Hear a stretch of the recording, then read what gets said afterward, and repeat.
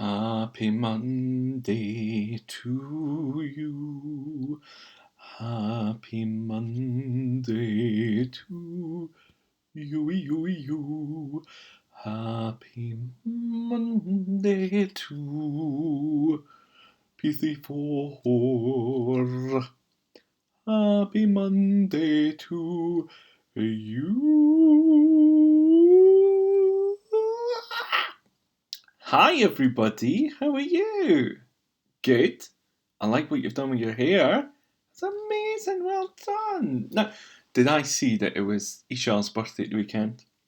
So I'm still waiting on my cake delivery, Ishal. Where is that? You know what I'm talking about. Okay, welcome everybody to Mr. Leonard's class. And it is Monday, the start of another week.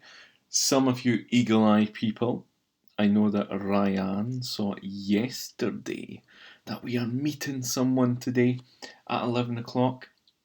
The plan was to have Lawrence coming in to the school, but that's not going to happen because no one's there. So we're meeting them online. We're meeting them somewhere else called Jitsi that I'll talk you through in a little bit. Okay, but let's start. Affirmative. I am a robot called Mr. Leonard. Only joking.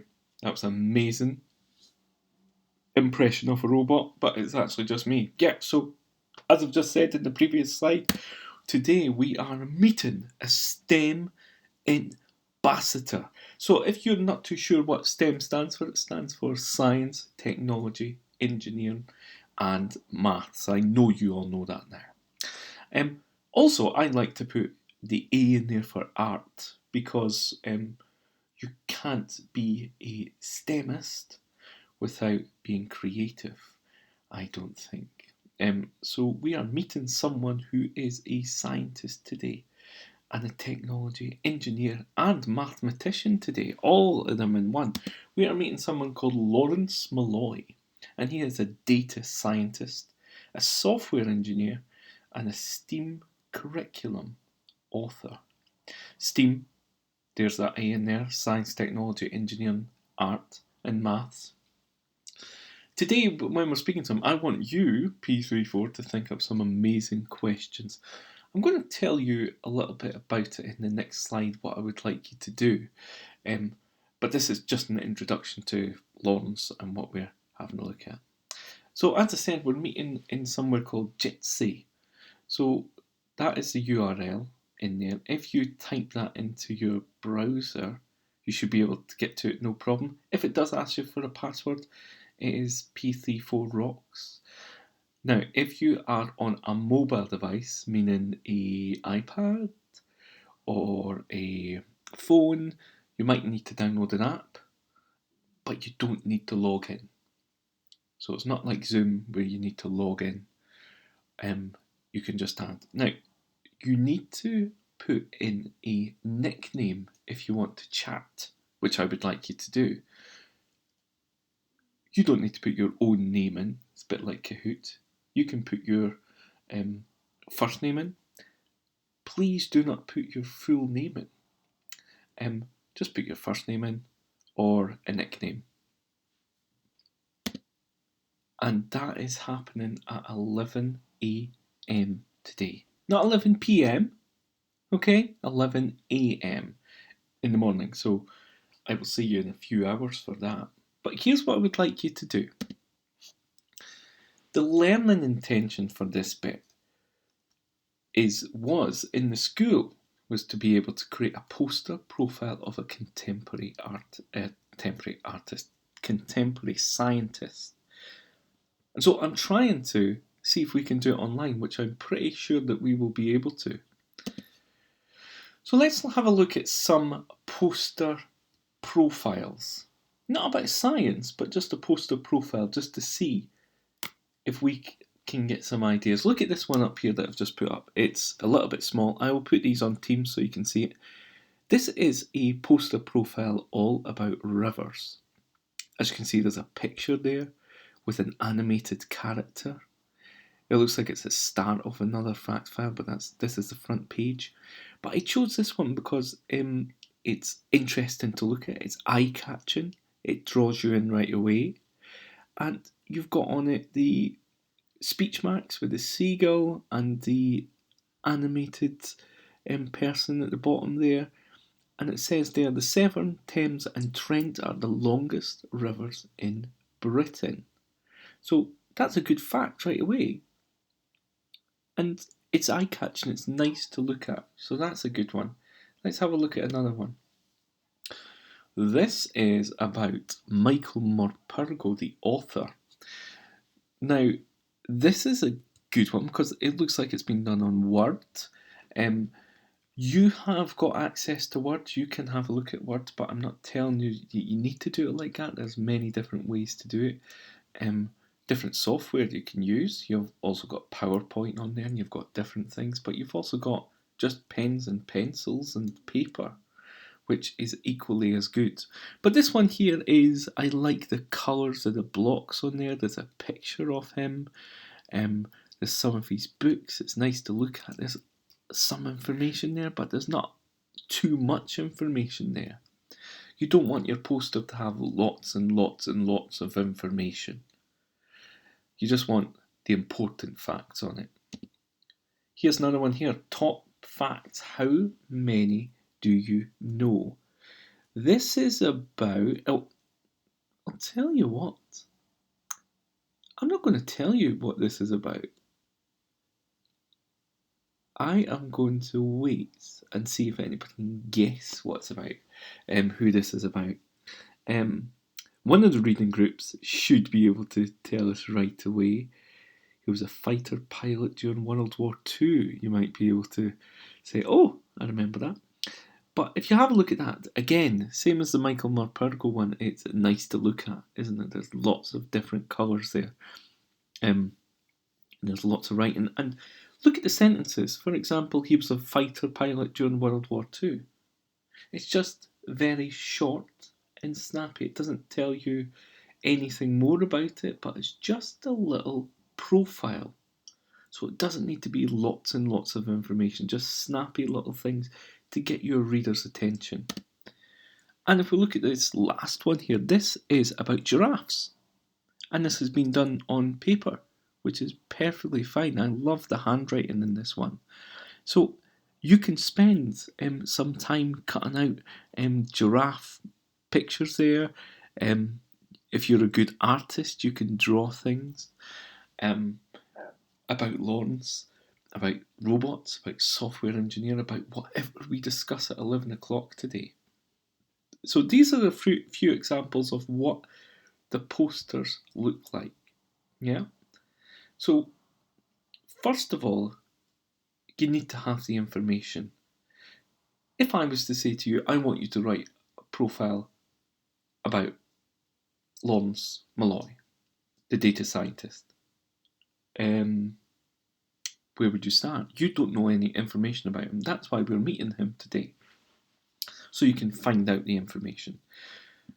So first, you need to take notes. So you need to write down the notes. I'm not expecting you during the interview or during the call with Lawrence Malloy, I'm not expecting you to be designing your poster there. I would like you to take down lots of notes, and then afterwards I want you to design your poster around your notes, if that makes sense. So let's have a look at what we need to do. I love taking notes. I sometimes use bullet points like this, using keywords or phrases, using symbols. Sometimes if we're talking about computers, I'll draw a quick computer symbol that I've always done. I always put only one fact per line so that I can see it. I don't want to just have a line so I can easily see it when I'm doing something. Spread your notes out. You can fill them in later. And paraphrase where possible using synonyms. Hello, synonyms. What does that mean? That means that words that are the same as what Lawrence Malloy said. So he might say something about robots, and you might be trying to think of a different word to talk about it, because this is your poster about him, if that makes sense. I also like to use mind maps. Some of you might see in my book when I was in school doing mind maps of staff meetings. I always like to do that. If I was doing, which I will be doing, taking notes for Lawrence, I'll be writing down Lawrence Malloy in that middle bit where it says mind maps, and I might have something about his history that I'll write in a different box, or I might have something about his robots, or I might have something about his software engineering, and I might have something about what he does as an author. So 3 different boxes about there I might have, and that is sometimes a little bit better for me because I like to draw and I like to doodle when I'm taking notes, so that is a lot better. So I will see you at 11 o'clock to talk to Lawrence Malloy. On Teams, there is the link already been put up there, so you can click on that and I'll see you at 11. Make sure you've got pencil and paper and have a think about some amazing questions. If you're thinking, I don't really want to talk, that is fine. You can send the question to me in chat and I will ask the question for you. It's completely up to you. But I'm really looking forward to it and it should be good. And I know Lawrence is quite interested in helping us build some robots, so we're going to see if we can do it online if we can. But I'm very excited about it. Okay, see you soon. Okay, spelling. You are doing so well with spelling. I'm getting quite a lot of words back, and I'm hoping that you're all understanding spelling. Next week, we will be having a little bit of a spelling assessment of the words that we've done already. It will be a little Kahoot quiz about it. So this week, if you finish your spelling, you might want to go back and just double check which ones we've had. They're all on Teams. This is a good thing about Teams, having all these spelling words there to have a look through. So P3, we're still looking at plurals, very similar to last week.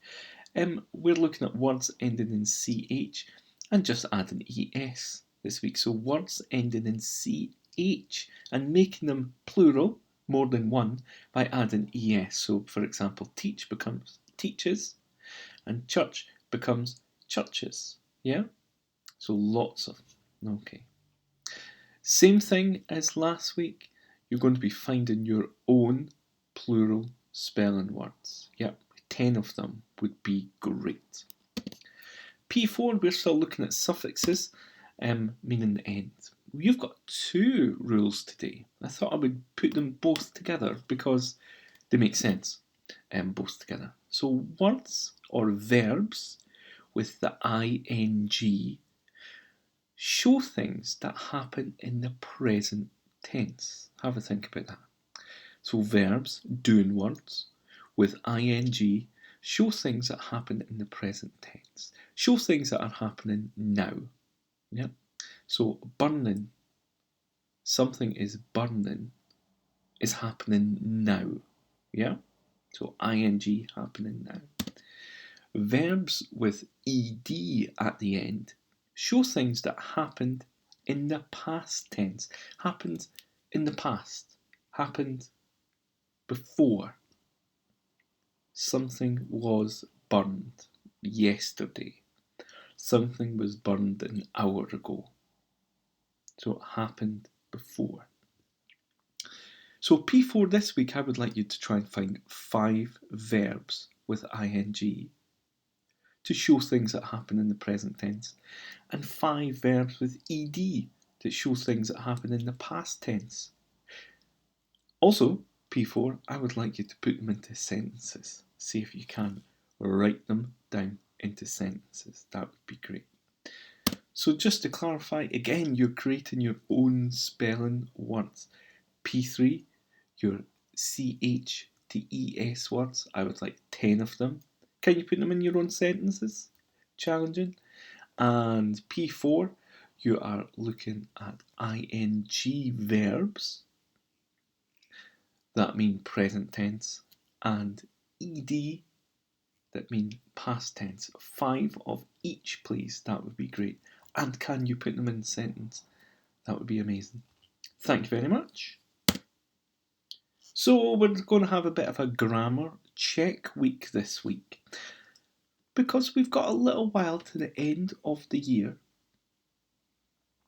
and we've covered quite a lot of the grammar. So I just want to double check with P3 and P4 if there's anything that you feel that you want to go over again, anything that you don't understand. So I would like you to either tell me by just telling me on Teams. I've also created a SumDog assessment of grammar. So there's a grammar thing on SumDog. So I would like you to complete that this week. And so P3, your one is on the left here. Let me get my pen. So this is you, P3. So have a look through them. You've got your nouns, adjectives, verbs, adverbs, pronouns, connectives. If you're not too sure, here are the teaching points here, which means here are the things that you should be able to do. Your punctuation that you should know by the end of the year are about comma. We take it when we take a breath in a list. Use it as an exclamation mark. Identify speech marks in writing and using apostrophes. And at the bottom here, here's what we went over last week. Articles, antonyms, meaning opposite words, simple and compound sentences. Okay, so have a look through all of these and make sure that you know, and if there's anything that you're going, I'm not too sure what a pronoun is, let me know. Also, completing SumDog. P4. Have a look at these. We've got nouns, adjectives, verbs, adverbs, pronouns, connectives. You've got similes and metaphors that we kind of went over a little bit earlier this year that you maybe have forgotten, so you can always have a look. P4, we've got full stops here, and the full stops are for when a word has been shorter and abbreviation, so a little bit different from just the end of a sentence. Using a comma to make things clearer. This is a little bit of a subordinate clause that we went through last week. Begin to use inverted commas to actual words spoken, so that's a kind of another name for speech marks. Use an apostrophe for omission or possession. Went through that in school, that was one of the last weeks. And using a capital letter at the start of each poem. Begin an exact word spoken in inverted commas and start words in titles. And at the bottom here, we've got your subordinate clauses, your compound sentences, your complex sentences, and your noun, verb, and adjectives. Now, you might be saying, well, we just did noun phrases last week. Verb and adjective phrases, and we haven't really covered, but I think if you know your verb and your adjectives, and you've been through noun phrases, you'll be able to get verb and adjectives. P4, same thing. Have a look through. Make sure you've got all these. Go on SumDog. There's a grammar one there, and that'll tell me what you know and what we can cover for that last little bit to make sure that you're all at the right level at the end of the year. Whoa, I jumped there. They were say seal, home, working or home learning walls. We're going to do a little check on Friday about this. So can you just look through that home learning walls? Now, I think it was Adam L that said he couldn't find it. What I've done in files at the top of general, I've put in a folder called home learning walls, all the home learning walls.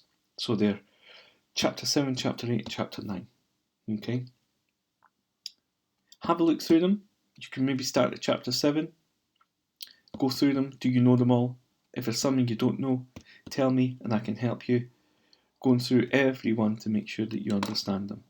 Same thing, I want you in the right place by the end of the year, and it looks like we're going to be on this for a little bit longer. So whether we go back to school or not, we still want you in the right place. Okay? Thanks very much. So I will see you today at 11 o'clock for this meeting to meet Lawrence Malloy. There's that URL there. It will be on there on Teams, so you can just click on it. Password, remember, P34Rocks. I will see you there. Make sure you've got a pencil, paper, a head, eyes, a drink, hands, shoes, and teeth. Okay? Thank you very much. Bye!